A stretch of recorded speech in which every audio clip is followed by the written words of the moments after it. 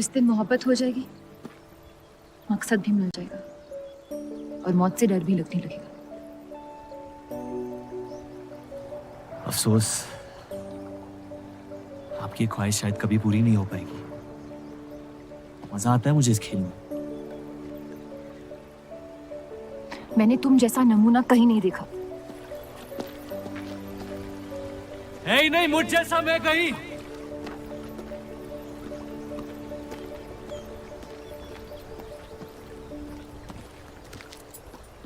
ये वही जर्नलिस्ट लड़की है ना? इसे तो छोड़ दे। एक दिन छोड़ दूंगा। अच्छी लड़की है बेचारी। जरूरत से ज्यादा, इसलिए शायद बुरे ख्यालात भी नहीं आते इसके बारे में। सुना है शादीशुदा है।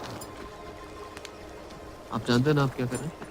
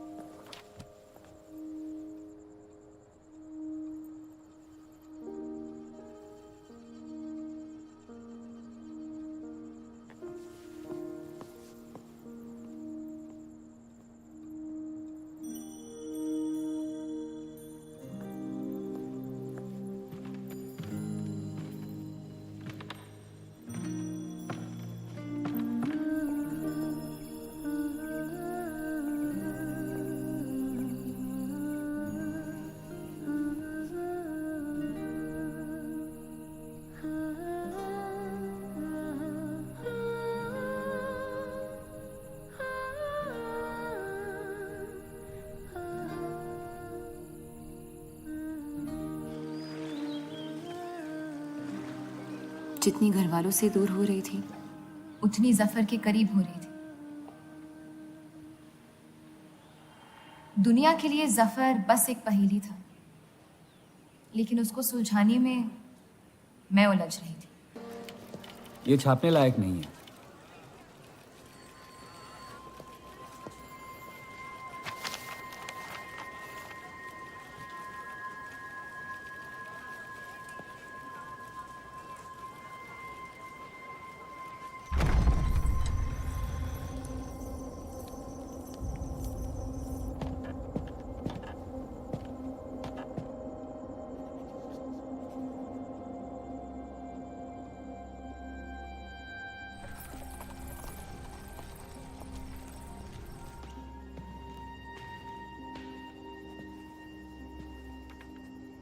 हीरा मंडी के लोहार आ जाए थे मुझे मिलने। आपको उनकी बात सुन लेनी चाहिए,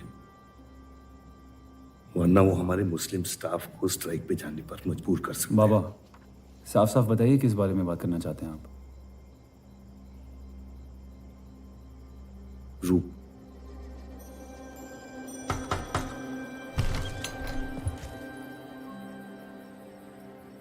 तो वाइफे आजकल घर तक आती है मुजरा करने। माफी चाहते हैं, हम गलत पते पे आई है। रूप को बख्श दे जफर। कब तक असलियत से मुंह फेरते रहोगे? जब तक असलियत जिंदा रहे। आप ही से सीखा है। आपको अचानक रूप की इतनी फिक्र क्यों हो रही है? इस सब में रूप की कोई गलती नहीं है। इस सब में मेरी भी कोई गलती नहीं थी। अगर सीखना है तो मर्द बनकर अपनी मुश्किलों से लड़ना सीखो। अपनी जिंदगी के लिए किसी को जिम्मेदार मत ठहराओ। वही तो मुश्किल है बाबा। आप जैसे मर्द से कुछ नहीं सीखना चाहता मैं। आप अब्दुल को इस्तेमाल करके अवाम को उनकी प्रेस के खिलाफ भड़का रहे हैं, मोर्चे करवा रहे हैं, और हम आपसे कुछ नहीं कह रहे हैं। लेकिन रूप, दूसरों की गुनाह की सजा दूसरों की नहीं, उसे आपकी गुनाहों की सजा दी जा रही है। अम्मी, आपने एक शादीशुदा मर्द के साथ इश्क किया, बच्चा पैदा करके सड़क पे फेंक दिया। ऐसा न कहें। 17 साल के थे हम, मोहब्बत हो गई थी उनसे, और आज तक उससे हम रिहा नहीं हो पाए। गलती हो गई। जिसे आज तक मैं सुधार नहीं पाया। होशो हवास में की गई गलती नहीं होती, बेईमानी होती है। और आज तक आपने अपने इस गुनाह को कबूल करने तक की हिम्मत नहीं की। हमारी मोहब्बत ने हमें खुद कर्ज बना दिया था। हमने बच्चा इसलिए रखा ताकि बलराज के और करीब हो पाए, लेकिन वो हमसे और दूर चले गए। हमने सोचा बच्चे की शर्म से भाग रहे हैं, आपको छोड़ देंगे तो वापस लौट आएंगे। फिर हम समझ गए कि वो आपसे नहीं हमसे भाग रहे थे। हम आपको लेने वापस आए थे, लेकिन आप नहीं। फेंकी हुई चीजें अक्सर सड़ जाती है अम्मी। हमारा रिश्ता भी अब हमेशा के लिए सड़ चुका है। अब आपकी मैयत के अलावा मेरे पास और कोई वजह नहीं है आपके पास लौटने की। देव,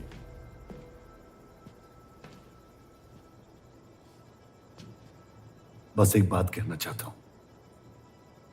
मेरी भी शादी जबरदस्ती हुई, इसीलिए मैंने इस घर के बाहर प्यार ढूंढने की कोशिश की। कहीं रूप के साथ ऐसा ना हो जाए। कोशिश करो अपने इस रिश्ते को निभाने की। सब आपकी अक्ल के नहीं होते पापा। कम से कम मैं रूप की इज्जत करता हूं। आपने मां की कभी इज्जत नहीं की, और उसकी पूरी जिंदगी ये सोचने में निकल गई कि शायद उनमें कोई कमी थी।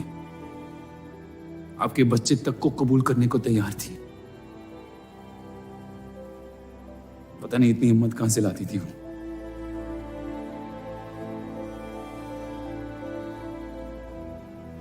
अगर आप मान जाते तो हमारा घर बिखरने से बच सकता था,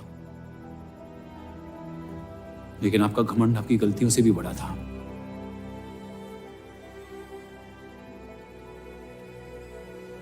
उस लड़के की कोई गलती नहीं है, लेकिन अगर अब उसे मिल भी लूंगा तो आपसे और नफरत हो जाएगी। हमारा घर आपने बर्बाद किया है, लेकिन वजह वो है। तो मुझे अपनी रिश्ते कैसे निभानी चाहिए इस बात की सलाह आप ना ही दे तो बेहतर है।